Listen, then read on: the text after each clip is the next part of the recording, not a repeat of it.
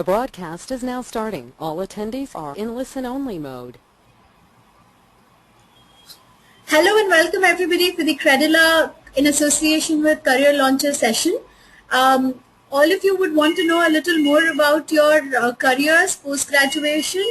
What are you all doing right away? We will very soon put in a poll wherein you're supposed to answer what is it that you want to know more about. See, because careers post-graduation, there can be an MS, there can be an MBA, there could be engineering streams, there could be finance streams, there could be art streams. So then we need to understand what is it that most of you would really want to understand about. For the same sake, I, Jayanti Golchha Surana and Mr. Shankar Muralidharan would be helping you. Please, in case you guys have any queries on the same, you can keep writing in your questions. We are here reading your questions as well. We can directly answer it. So, Mr. Shankar Muralidharan, Head of Career Launcher Hyderabad, would talk to you about careers post-graduation. What do you choose, MS or MBA at the moment? If you have any specific queries, please answer back.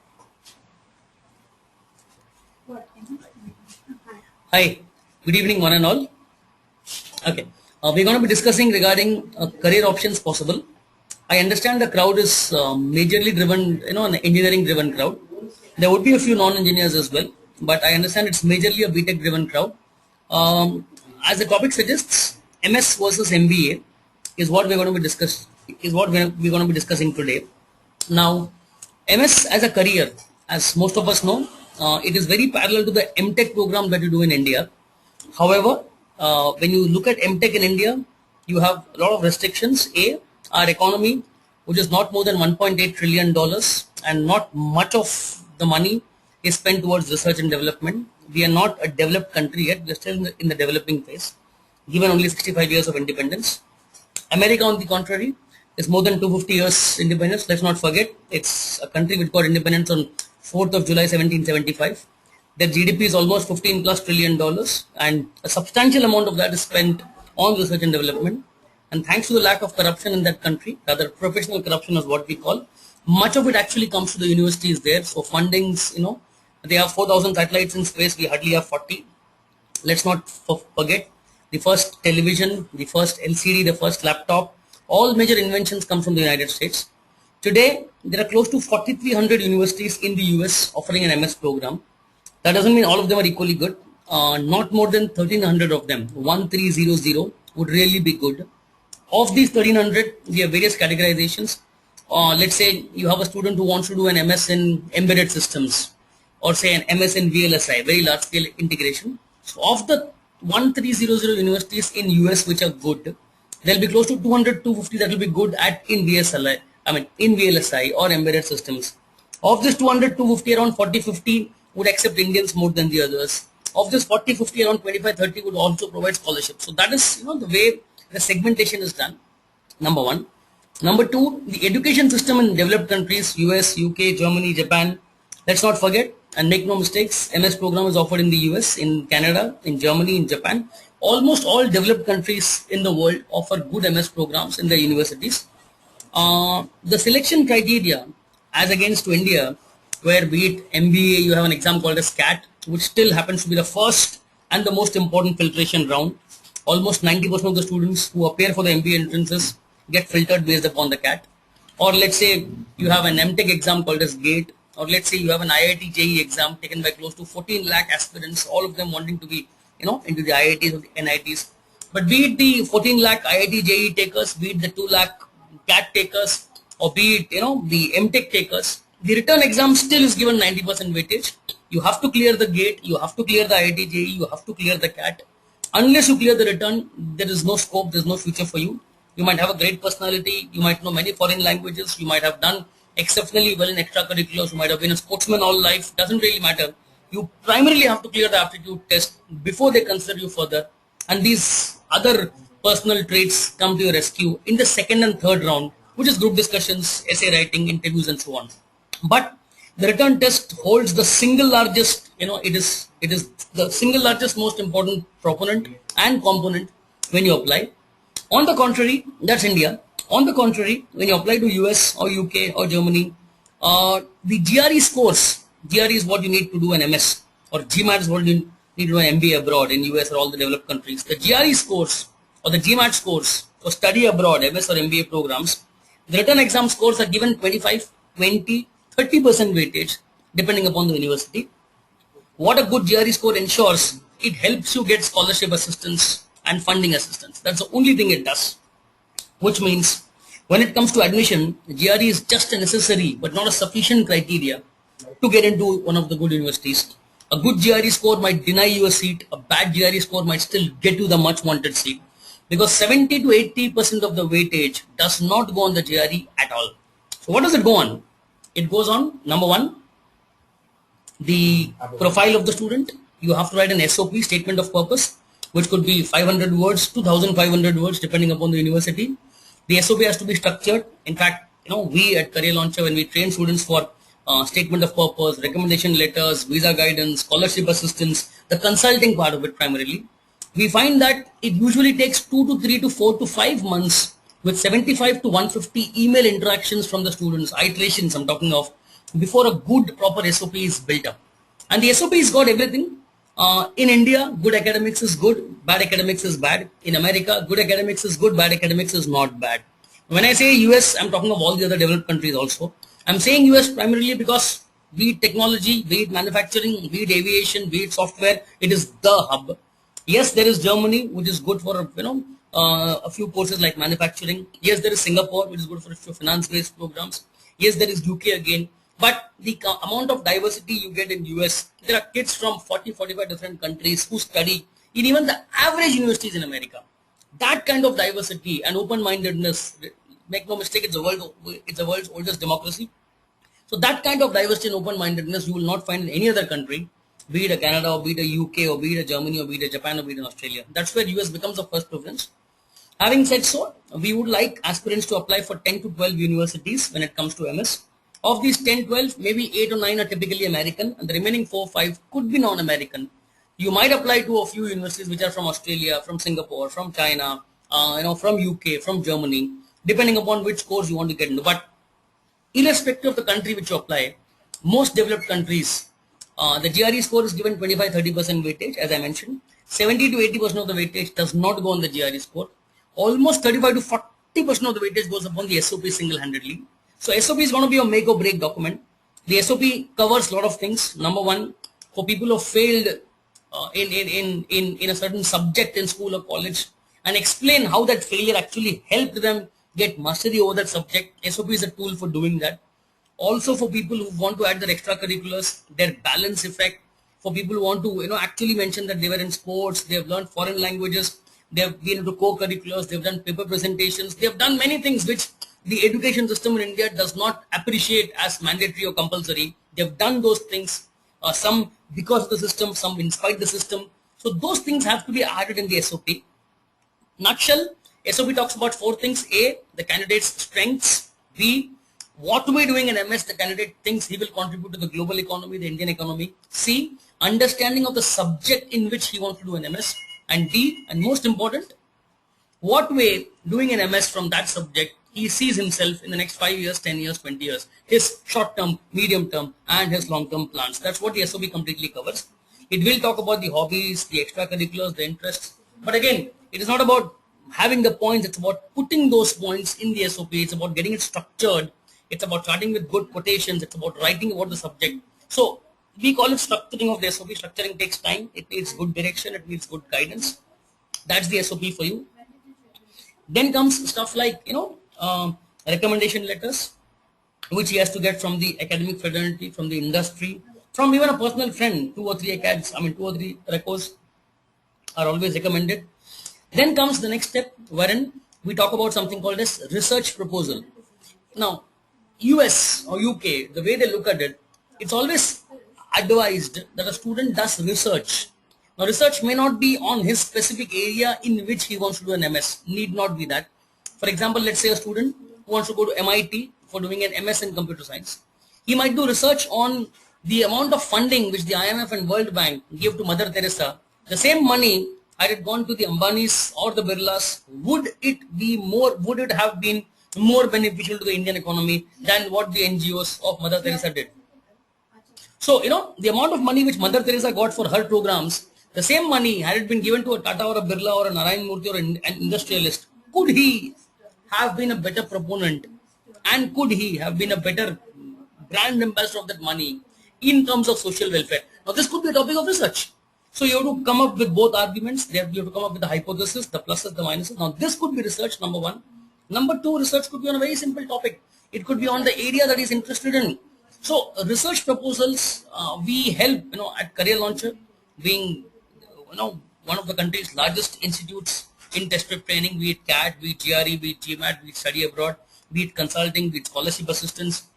We have presence in more than 220, we are present in more than 140 cities as 220 centers. And what we do at CL is, we help the student identify a topic of research. It could be concerning his subject or not concerning his subject. We help him do research on that, and we also help him get that research published in some national level conference. All this adds on to his profile. That's what we call profile building. The profile is given 80 to 90% weightage in some universities, and some universities it's given 65-70% weightage. But having said so, most people mistake the GRE as the only thing or the most important thing. In fact, it probably is one of the least important things. It is again necessary but not sufficient. That's what the GRE or GMAT exams are. Coming back to, so that's how you look at it. Now, who should do an MS? Well, people who are very focused on a particular stream, want to specialize in that. Some of them do an MS plus PhD program, not a bad choice again. So MS or MS plus PhD programs are for those engineers or for a few non-engineers who want to continue their stream. So after BCom doing a master's in finance, but then most of them doing an MS are engineers. So continuation of your stream of engineering. Again, let's make no mistakes. America is the only country in the world, or rather one of the very few developed countries in the world, where you might do an BTech in India in mechanical engineering, but you can actually go to America and do an MS in psychology. So, inter-stream as well as intra-streams are available when you go for MS. Unlike something in India, because if you're a BTech here, you have to do an MTech or an MBA. You can't do a master's in psychology. Programs, the universities, many of them, the good ones, don't accept you. So that's the facility you have. But having said so, most Indians, hard work, low cost, good quality being what our strengths are. We know the kind of people who are very focused towards research and development of a particular subject. So it's advisable that whichever stream you do your BTech, continue your MS in the same stream, assuming you want to take your engineering forward in that. But let's say, what about those people like me or a vast majority of us who actually have done a BTech, not by choice but by force, and don't want to carry on this BTech further, want to have a change in a stream? For those people, MBA becomes the most natural choice. So the first point of differentiation, do you love engineering? Is engineering your first love? Is it your first, infatuation? Is it your first wife? Do you actually want to get married to it all life? If that is how it is, please do an MS. But if that is not how it is, you're one who actually believes, in having a multiple, 3 or 4 or 5 affairs before actually settling down into one. You actually believe in diversity. You actually want to understand yourself. MBA would be a good choice. MBA is a stream where, unfortunately, in India, 65 to 70% of them studying are engineers. And I would say unfortunately, simply because if you look at most developed countries, there's a brilliant diversity. In fact, ideally speaking, a good MBA needs to have a 1:1 ratio male-female, 1:1 ratio urban-rural, 1:1 ratio mathematical, non-mathematical, and preferably a 1:1 ratio work-ex and non-work experience. Whereas it is actually easy to get a funding for the MS programs. In spite of the declining rupee and the appreciating dollar, the rupee might be 65 or 70 or whatever it is, doesn't really matter. Financial planning is what decides in getting a scholarship or not getting a scholarship.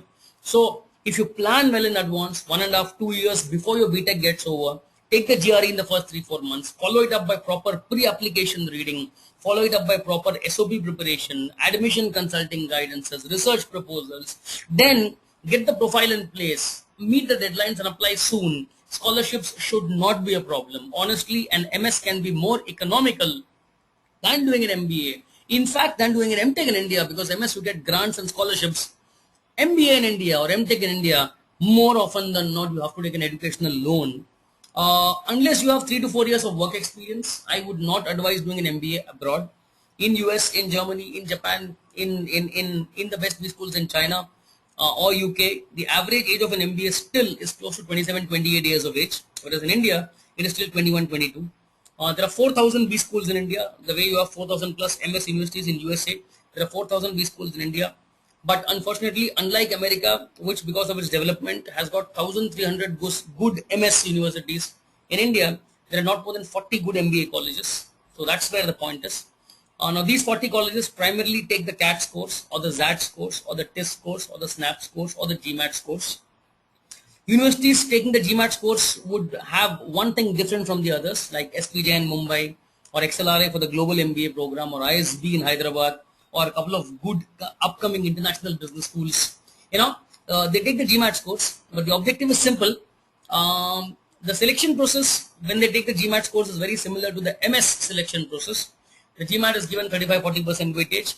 It's India, so you have to give more weightage, unlike USA where the GRE can be just given 25-30% weightage. So the GMAT scores are still given 35-40% weightage, but 60% of the weightage does not go on the GMAT. It again goes upon your profile. Now, MBA being a very extracurricular driven or industry driven, or it's a program which is primarily meant for the extroverts or other introverts also, but then except for say finance as a stream, there's no much of it. But in any case, in MBA you have to talk, you have to be an extrovert by choice, even if you don't want to be one. Interactions have to happen. It's a very generalized program, be it HR or marketing or finance or whatever it is. You have to keep interacting, keep moving, keep meeting people. So your profile before graduation or your profile during graduation or your work experience before joining an MBA becomes important. So 65-70% or rather 55-60% of the weightage would go on your profile, very similar to the way it is. The only thing which is not mandatory in MBA is research proposal, because MBA is not a research based program. It's a practical industry orientation based program. In fact, it's among the very few programs in the world which, number one, builds your personality. Number two, bridges the gap between academics and industry. Number three, and most important, fills you with the right mix of practical and theoretical knowledge. And that's where entrepreneurship becomes very important. Most good Indian B schools today, they are good with respect to management, but not all that good with respect to entrepreneurship. We have a few upcoming B schools which will talk about and about to launch entrepreneurship programs on a very big, large scale. But having said so, the only way you're going to prevent you're going to contribute to the Indian economy and prevent disasters from happening further by playing your part, the small little part today, which tomorrow might become big, is when you get into entrepreneurship. So coming back to this, MBA is primarily an entrepreneurship driven, leadership driven, management driven, administration driven, practically oriented program, industry based program. So the student acquisition, the academic interface, the corporate relations of whichever B school you look at, especially the good B schools, I'm not talking of the bad ones. The good ones, they're tilted towards finding up how mature you are, your personality. So the GMAT based B schools in India, the SPJs, the ISBs, and a few upcoming B schools, international B schools, they would look at your profile. But sadly, the other B schools in this country, say the IIMs, the IITs, the XLRIs, the FMSs, they still look at the entrance exam as the first elimination point.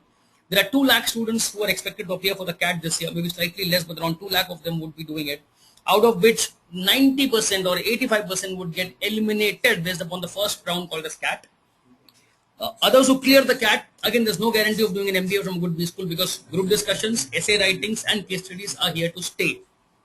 But having said so, 65 to 70% of the energies and the efforts, I would see, would be concentrating on the return exam called as CAT or SAT or TIS or SNAP. Whereas 35-40% of the weightage also should go upon the other things. MBA is more about reading, so to read a lot, read about business magazines, read economic times, understand what's happening, comment about the socio-economic context shaping up worldwide for companies and managements, talk about those kind of programs as well. But then yes, except for a few which are, the GMAT centric B schools, I'll talk about this. Except for a few which are... Yeah. Wonderful, yeah. Except for a few, GMAT centric B schools which we have, most of the other major good B schools in India, the return exam is still given weightage. But make no mistake, there are 65-70% of the students who take the return exam but actually don't clear it, primarily because, they are not able to clear the interviews and the group discussion rounds. Guys, now what we'll do is this. We have a lot of questions which have been coming. I'll name the question, I'll name the person who asked the question, and I'll try to give an answer of the same. We'll make an attempt to answer the same. Okay, the first question comes from Deepak Delwal. He wishes to understand, can a student from a non-technical background pursue an MS instead of MBA? Now, Okay. oh, very well. Yes, why can't you? Suppose you come from a finance background, you can always pursue an MS in finance. Finance should, it's not that finance can only be pursued with only if you pursue an MBA in finance. For example, even if you're an eco student, that's economics, you can still pursue an MS in economics. You can pursue an MS in international trade or an MS in foreign trade. So it depends on which course subject that you come from. I hope your query is answered, Deepak. In fact, there are wonderful universities both in Europe and in the US wherein you have very, very good specialized programs for the kind of subject that you would prefer to choose. Next question comes from... One second. And Deepak, just to add to it, if the orientation is research and academics and consulting primarily, you should go for an MS. If the orientation is practical knowledge, industry, entrepreneurship, leadership, then you should go for an MBA. That's the basic difference. We firmly believe that an MS in finance or an MS in eco would not help you so much as an MBA in finance would help you in. And that too, doing it from the right institute, that is a bigger institute. Okay, now the second question comes from Sai Charan Teja Gopaluni. I'm currently pursuing BTech in ECE. I want to opt wireless communications and masters. Can you furnish me with its careers rise in job perspectives? Okay. Sai Charan, see, your question is very specific. You said you want to opt for wireless communication and masters. See, to be honest with you, every industry or every job or every sector has its own plus and minus. Jute mining, refining, petrochemicals, bulk drugs. Now, these are industries which are considered by many experts today as industries which don't grow at more than 20%. They're not as lucrative as software or retail or real estate. But you still have companies performing very well in that. And if you look at the number one company in jute mining and the number one company in software, the profitability would almost be equal. The return on capital employed would almost be equal. The NPV would almost be equal. So there's nothing called as good industry, bad industry. There's nothing called as good careers, bad careers. God forbid, even if one of us happens to become a sweeper, we need to make it a point that we become the best sweeper the world has seen. So don't worry about any industry or any career. If you have an interest in that, please go ahead. Okay. Now to answer your specific about wireless communications, you see companies, there were almost 6-7 years back, Hyderabad as such was flooded with companies of wireless communications. You had companies from Tanla coming into India and then hiring a lot of ECE grads, hiring a lot of EEE grads for the same. So electronics and communications is a wonderful career ahead, Sai Charan. There is no thinking back for it. If you see a Vodafone today or an Airtel today, earlier was only into mobile technology, but now has also moved backward to landline and has also moved forward to DTH or a wireless internet base. So everything, the Wi-Fi today, anything that is very convenient, which is a wireless base, has very good opportunities. There's nothing to think back about. Next question. Rajesh Solkar. Hi, for undergrad in US, September 2014, I am giving my SAT on October 1st. When shall I start to apply and how do I know which university suits my SAT score? Rajesh, if you're in Hyderabad, please come down to our Himayat Nagar Center and see us because this is a question which is very, very exhaustive. The answer to which needs to be very exhaustive. We would really want to help you on this. Otherwise, you could always mail us personally on our ID, jayanti.golchha@careerlauncher.com. Okay, now coming back to your question, October 1st is a pretty decent date. Please aim at, if you really want to get into a good university abroad, please aim at a score of anything about 1900 plus or 2000 plus. Only then will a good university take you. Also, it depends on which stream that you want to go ahead with. SAT score, I mean, the deadlines and the universities would depend on the course that you would want to pursue. How is the employment opportunity in US after completing masters in CS? You mean computer software?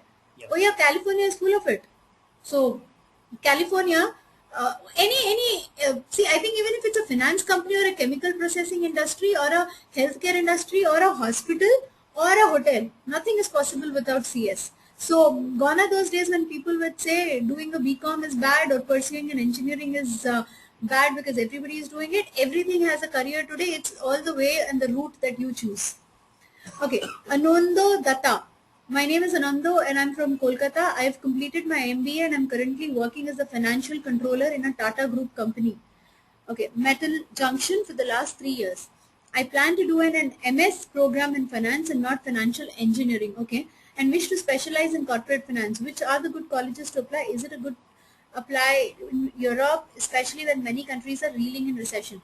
Okay, see, Ananda, please understand one thing. If you would want to pursue something in semiconductor industry, it does not make sense for you to go to New York, because it all the more makes sense for you to go to a Texas, or it makes sense for you to go to a California, because that's where the companies will come and recruit you. So pursuing a finance career, countries like Europe, yes, countries like US, of course, make a lot of sense. Sorry, continent like Europe, countries in the sense, you could look at a Singapore, you could look at France, you could look at Australia, you could also look at a Germany, and of US and Canada always exist for you. Now, we strongly recommend that you pursue an MBA in finance and not an MS in finance, because if you wanted to pursue financial engineering or an insurance or an ombudsman kind of an actuarial sciences kind of a career, then MS would have been a better one for you, because that is a very that is deep related, research related kind of an area. But if you wish to go towards an overall holistic picture for the same, I think an MBA makes any day sense.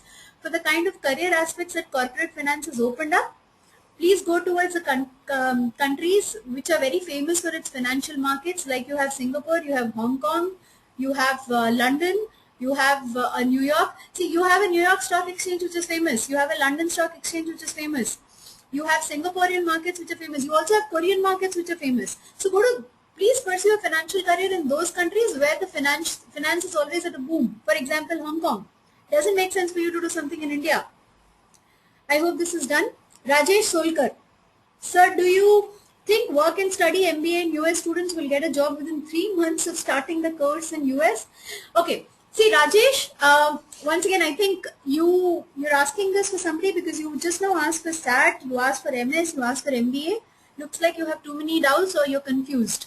Okay, MBA, if you start pursuing from a very good college, rather than opting for scholarships, there are wonderful research assistants or research guides kind of jobs, kind of assistantships which have opened up.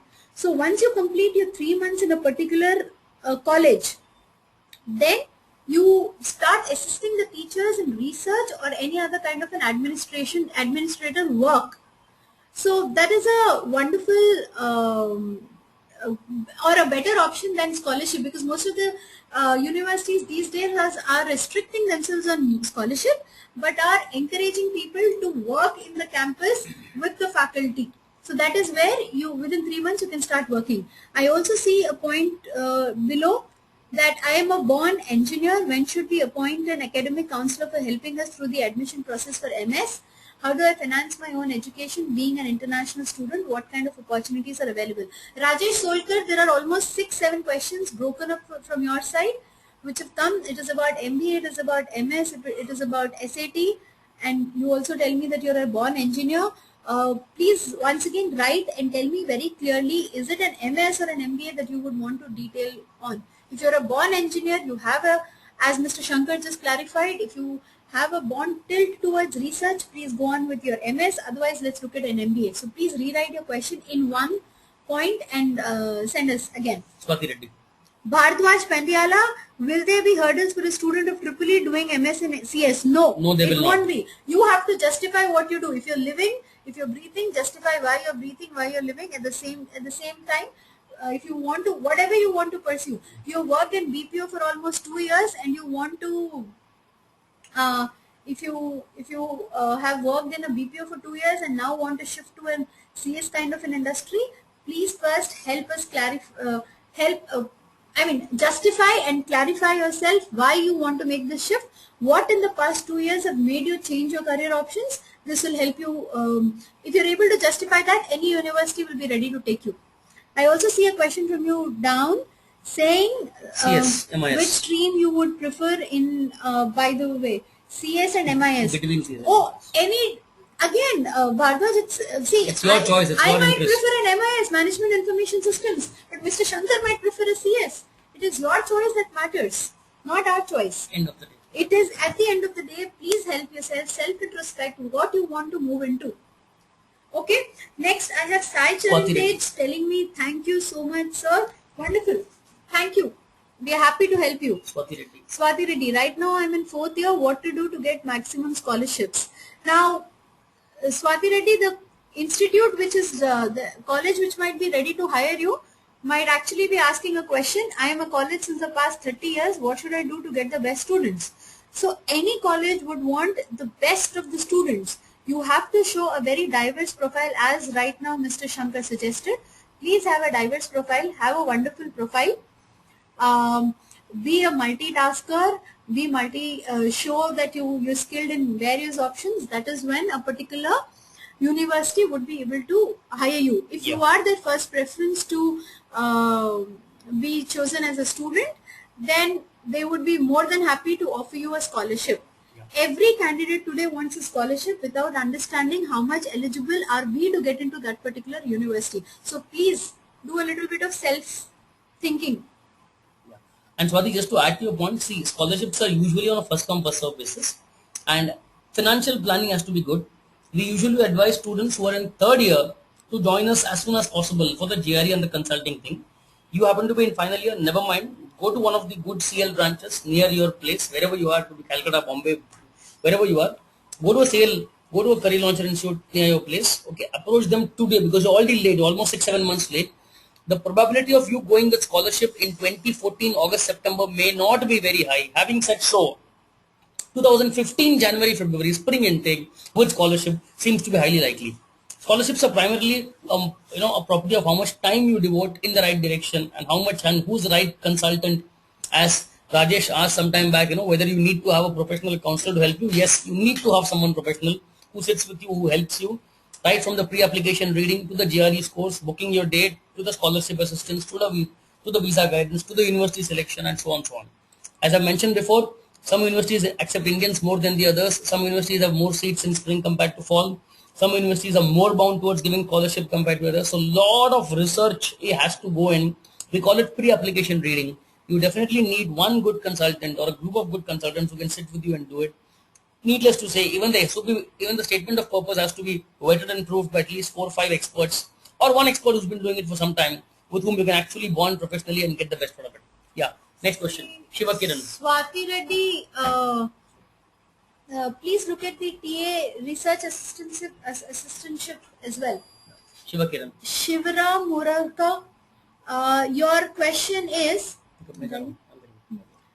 Shivram, can an average student who is just average in ACADS, co-curricular activities and financially hope for scholarship for MBA outside India? In an average university, yes. In an above average university, no. And see, just to add to it, MBA abroad in a good university is primarily a property of work experience. So if you have the work experience, write to us, we'll help you out with that, number one. Number two, let me categorically tell you this. There are more number of people who are average who have become extraordinary than extraordinary people who have remained extraordinary. So, I'm not trying to be philosophical, but honestly speaking, average people can do above average things. Just make it a point that you have the determination and get the right people to help you out with this. Okay? Yeah. Yeah. Then we have Shiva Pratik Kiran. Kulkarni is trying to say, Kulkarni. what does it take to do MBA in top 4 top B schools like Wharton, London Business School? How much does it cost? Pratik, for getting into a good B school abroad, you need to have 4 to 5 years of quality work experience, relevant work experience. Okay, now what is relevant work experience? Helping your dad in his Kirana store business for 5 years, is that relevant? Yes, it is. Working in a call center for 5 years, is that relevant? Yes, it is. The BPO industry contributes more than $100 billion to our economy today. Software asset is more than $200 billion. Any experience is relevant as long as you can justify what you've learned from that and how is it that you portray your past and your future and synchronize them together. That is what is more important. So if you have 4 to 5 years of work experience, do write to us. That is when MBA abroad can happen. Otherwise, think of a good MBA from this country and you can take this forward. You also spoke about the scholarships. Yes, it costs really high doing an MBA abroad. It might cost you anywhere from 30 lakhs to 75 to 80 lakh rupees. Having said so, good GMAT score around 720, 730 plus out of 800. Lot of time you give to the consultants to apply 1 or 2 years in advance. Proper financial planning guarantees you a scholarship. as long as you have a good GMAT score and proper financial planning. In fact, MBA abroad can be more economical than MBA in India as long as you plan the thing in advance. Then we have Shivakiran. He says, sir, I'm doing BTech third year civil. I want to go for MS, but I'm financially not sound. What do I? Okay, Shivakiran, as I've told you for the nth time now, it is a matter of proper financial. It's a matter of proper financial planning. Doing an MS abroad can be more economical than doing an MTech from India. It's all a matter of proper financial planning. In US, you don't study for more than 20 hours in a week. The remaining time you can devote to your work experience there. You can do part-time jobs there. You can do research assistantship jobs there. You can do good jobs. I'm not asking you to work in petrol pumps or work in McDonald's or Pizza Hut. I'm asking you to do good research assistantship jobs with the professors. You don't need to study for more than 20 hours in a week, number one. Number two, you don't need to also put the amount of academic pressure which you have the way it is in India. So you have enough time to balance yourself. So don't worry. Contact the nearest career launcher center, meet the right consultant, and you will ensure that you get good amount of references when it comes to scholarships and funding. Soumya Chaudhary asks, what's the total budget for MBA program? Can we get scholarship? Yes, again Soumya, let me re-answer it. 25 lakhs to 60 to 70 lakhs is the program. Apply in advance, have good time for the consultant to help you out and get a good GMAT score. You definitely get scholarships. Can LORs be same for different people? LORs have to be different for different people because the same LOR which I use cannot be used by you. You have to get 2 or 3 LORs. Different people will have different LORs. Shivram is already offline, but he has a question which says, is there any special weightage? Is it okay? Okay, then we have this question asked by Mr. Rohit Sawant. He says, there are some universities in Canada which provide courses like MM in OR, that is Masters in Operations Research. How good are these courses? Okay, Rohit, you can't compare a Masters in Finance or Masters in Operations Research or Masters in Management with an MBA. You just can't compare them. It is like comparing the best university in India with the best university in US. You can't compare because India is just 65 years old as a country. They are more than 250 years old. They are technologically far more ahead than what we are. So please make no mistakes. MBA is an MBA, MS is an MS.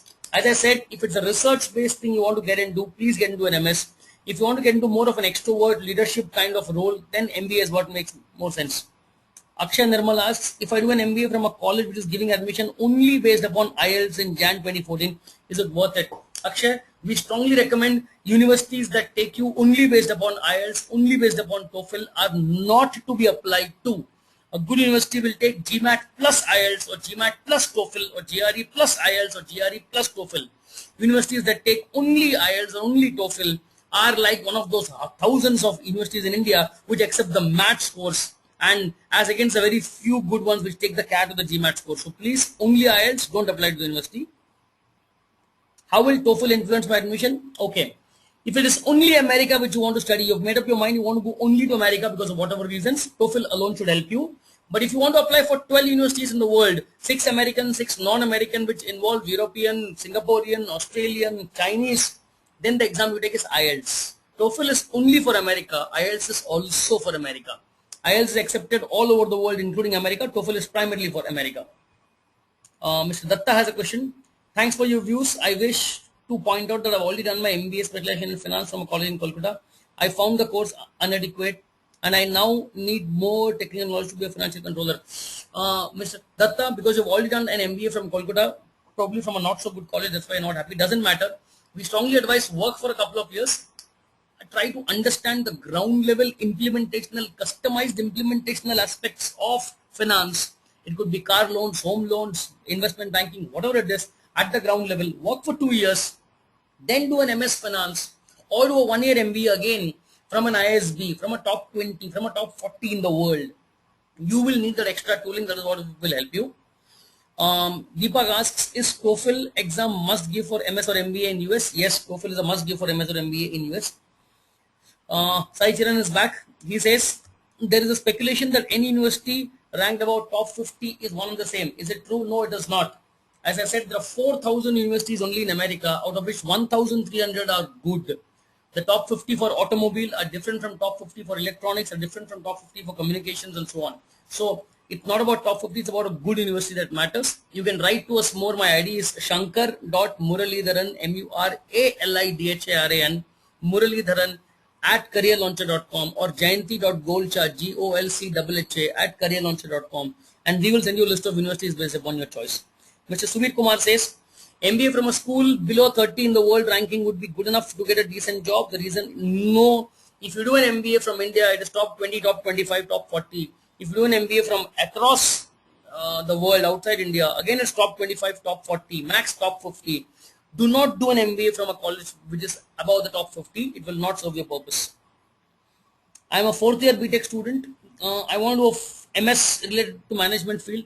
Rohit Sawant, as I said, MS management is not advisable. Either do MBA or do an MS in a stream where you would want to specialize, like computer science, finance, and so on. Does getting into a summer / winter intake Europe actually affect chances of getting a job? Is it advisable? No, not at all. The program which you get for summer or winter intake, the spring intake or the winter intake, primarily is a property of getting scholarship. If you don't have scholarship in the winter intake, but you have scholarships in the spring intake because you have delayed, please apply for the spring intake. That is the way you look at it. Okay, I'm currently pursuing BTech in ECE, want to do admission in robotics. What kind of resume and SOP should we have? Please write a separate mail to me regarding resume and SOP. I will help you out with a few sample resumes, SOPs, and that is how I'm going to help you. How much does it cost around is what Shiva says. I think I've answered this before, Shiva. Kindly go back to the previous interactions. Which is better, 1-year program, 2-year program? Deepak, colleges offering 1-year program are good. Colleges offering 2-year program are also good. It is not the program that matters, but it is your understanding of the program and your fitting of the university which matters. MBA can be from 12 months to 16 months to 18 months to 24 months. The university has to be good, as in good ratio male-female, good ratio urban-rural, good ratio mathematical, non-mathematical, and so on. That is what matters. Does Career Launcher have GMAT coaching in Baroda in Gujarat? Yes, Career Launcher has branches in Baroda in Gujarat. You have to get in touch with them. And obviously, yes, they would be having a good GMAT program. Just get in touch with those people there. A score of somewhere, there's a very specific question here which says, Saicharan says, a score something around 80-90 will hinder master's admission. Saicharan, when you apply for a program abroad, it is not only your score that matters. As I said, good acads is good, bad acads is not bad. So if the score is bad, we can always put it with a lot of good extracurriculars, package it and sell it well. Having work experience of 2 years in technical support, doing MS a problem? Not at all. WorkX or no WorkX, it will have no problem with an MS. MBA abroad, yes, WorkX will help you. Difference between masters and Saichar and Gokul, your question is not clear. Kindly add the question again. Dual program of MS MBA, good thing to opt for? Well, there are very few good universities offering an MS plus MBA dual program. There are universities offering MS plus PhD. And as discussed before, MS has different objectives, MBA has different objectives. So if you're doing an MS, get into an MS plus PhD if you're so inclined towards research. And if you're doing an MBA, please don't think of an MS because MBA will serve different purposes. A few more questions can be asked because I think questions are done. We're waiting for a few more questions so that we can answer them. Thank you guys. Okay. There is a link here which says, what do you want to know about? Engineering, MS, MBA, a parent wanting to know more for the child, confused what you want to do. These are 5 options. I'm just launching the question. In case you have to ask someone, please ask. Okay, MS MBA is what most of you want to ask. Okay. Okay, I have a question from Mr. Rohan Shetty. It's a very specific question. I finished BTech in 2013 with ECE, 77% in.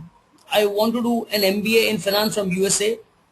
Also wanted to do a CFA. I'm currently a software engineer working with a software company. What is the minimum experience? Okay, Rohit, to be honest, 2 years is the minimum experience you need to apply. You need to have to apply to a good university. I would like you to first apply to ISB India because ISB takes 2 years plus work experience. A lot of good international B schools are coming up in India, Hyderabad, Bangalore, and so on.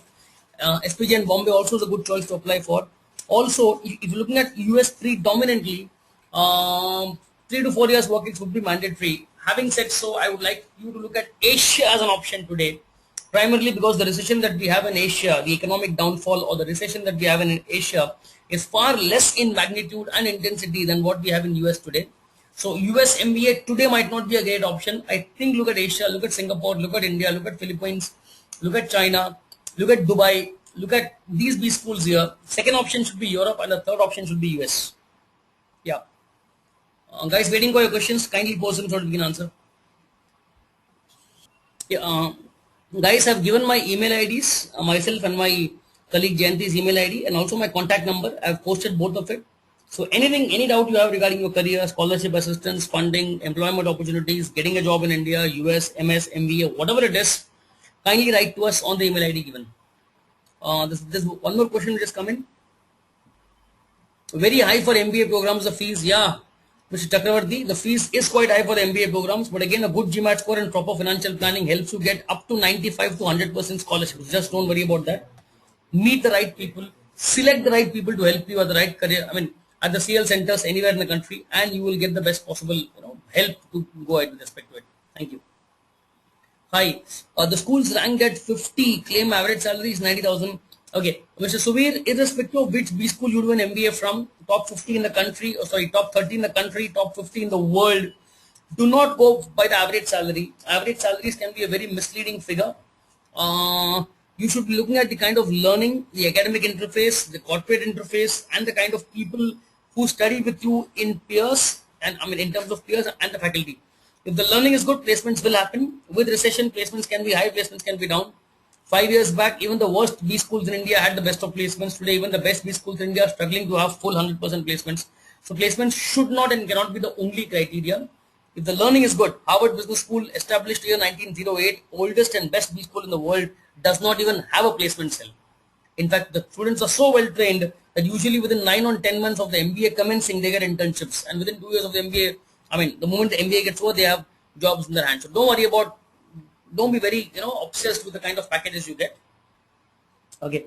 To get scholarships, will October be very late if I'm applying for fall 2014? Well, if you already have a GRE score in hand, you have 1 year to apply for next year's admission. Scholarships should be possible.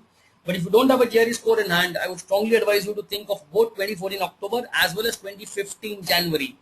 In fact, it is not a bad option to make it through a university which is not ranked in the top 40-50 for next year 2015. Use that I-20, use that admit to get into a better university in 2015 January. Again, contact the nearest CL center, contact the best consultant that you have in town, which of course CL provides you to get further knowledge. Any more questions, guys? Please be quick. We're going to log out very soon, so just ask questions fast. Yes, Aitan Teja, tell me. Will MBA in India give me a good career? Definitely, Sai Charan. Indian B schools are among the top today in the world. Okay, so ISB is ranked 8th in the world, number 8 in the world. It's number 1 in India. So Indian B schools will give you that. So if you have less than 2 years work experience and want to finish off your MBA right now, markets are challenged, industry is challenged. This is the right time to invest yourself in studying. Choose international B schools. Choose B schools with good foreign affiliations, with Kellogg's or Wharton or London Business School and so on, where the faculty mostly is from, it's a mix of Indian and American or European faculties. So Indian B schools do have that. MS, you should prefer Europe or US. MBA, India is definitely a good choice. Do universities have sectional cutoff for GMAT? Well, honestly speaking, the concept of sectional cutoff is primarily for India for the CAT-based colleges or SAT-based colleges. GMAT-based colleges, there are kids at 550, 560 GMAT score who have gone to ISB, and there are kids at 780, 790 GMAT score who have been denied admission from ISB. So the GMAT scores are just given 25-30% weightage. Relax. I have GRE on 18th October. Okay, all the very best for that. Or 18th September, all the very best for that. I'll pursue IELTS in December. I think you should be going for fall 2015. How much will CL charge? Well, the charges differ from center to center. In Hyderabad, the GRE coaching charges somewhere close to 15,000. But because you're already taking GRE training, I think only the test series of GRE should help you. But the consulting would charge you somewhere from 25 to 30,000 rupees. Be it Hyderabad or be it anywhere in the country. I think that's what you should go for. Yeah. Thank you so much for your questions coming up fast, guys. Be quick. How different is Rohan Chetty? How different is MS Financial Engineering different from MBA Finance? Rohan, again, MBA Finance is MBA Finance. You can't compare MIT with IIT, however good it might be. Please understand, you can't compare Harvard with IIM Ahmedabad. MBA Finance is like Harvard. It's like, and of course, MS Financial Engineering is like, doing it from an IIT or doing it from an NIT. So obviously, it's any day. And these are different things altogether. It's like comparing a movie screen with a television screen. You obviously can't compare them, right? Yes, the same Amitabh Bachchan comes in both, but movie screens always movie screens. So obviously, MBA programs are much better. Extracurricular activities like sports, Sai Charan, extracurricular activities like sports, yeah, not for coaching but consulting. Only for consulting, we will charge somewhere from 25 to 30,000 rupees. but that involves right from helping you fix your GRE date to the scholarship assistance. It goes on till the day you board the flight and go abroad. So the complete process is taken care of. Yeah, extracurricular activities like sports can be mentioned. SOP. If yes, how can? Kindly send me a sample mail. Kindly send me a small mail about the same, Sai Charan. I'll write back to you regarding a few SOP technologies or how should you go about an SOP. That will help you for it. Fine, guys. I think we're off the time. Thank you so much. I wish to see you on mails. Good day. Thank you. Take care.